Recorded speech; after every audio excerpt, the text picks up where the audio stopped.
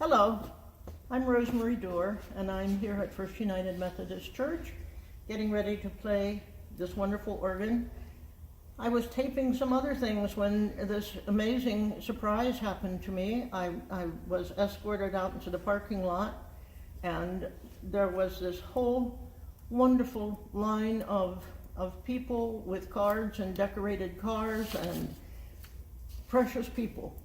Thank you all so very much. I really appreciate it, more than you know.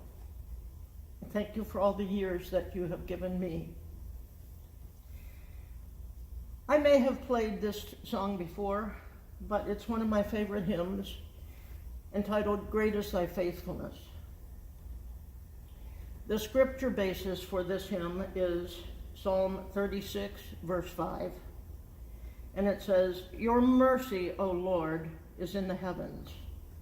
Your faithfulness reaches to the clouds." The author of this hymn, Thomas Obadiah Chisholm, was born in a log cabin in Kentucky. At age 16, he began teaching school despite the paucity of his own education. He came to Christ at age 27 under the ministry of evangelist H.C. Morrison. But Chisholm's health was unstable, and he alternated between bouts of illness and gainful employment, in which he did everything from journalism to insurance to evangelistic work. Through all the ups and downs, he discovered the blessings from God every morning, new blessings. Through all the ups and downs, he used the 3rd chapter of Lamentations, verse 3, and it became very precious to him. His compassions fail not. They are new every morning. Great is your faithfulness. And that's verses 22 and 23. Thomas later admitted that there was no dramatic story behind the writing of Great is Thy Faithfulness.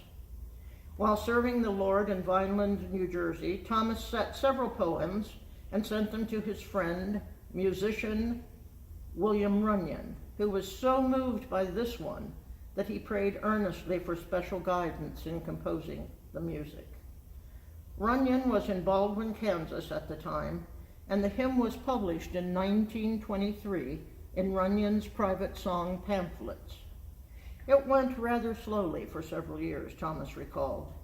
Then Dr. Will Houghton of the Moody Bible Institute of Chicago discovered it and would say in chapel, "Well, I think we shall have to sing Great is Thy Faithfulness." It became an unofficial theme song for the Institute, and when Houghton died, it was sung at his funeral. Still, it remained relatively unknown until popularized around the world by George Beverly Shea and the choirs at the Billy Graham Crusades.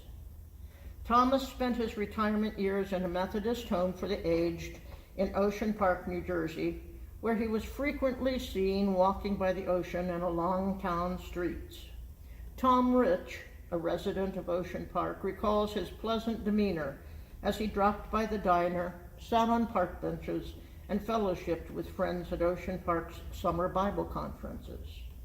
Thomas died in Ocean Park in 1960. During his lifetime, he wrote 1,200 poems and hymns. In addition to Great is Thy Faithfulness, he is the author of the well-known "Oh, to Be Like Thee" and the hymn Living for Jesus. Living for Jesus, a life that is true, striving to please him in all that I do, yielding allegiance, glad-hearted and free. This is the pathway of blessing for me. And we do thank you, O Lord, for your faithfulness, and pray that we may be just as faithful to you.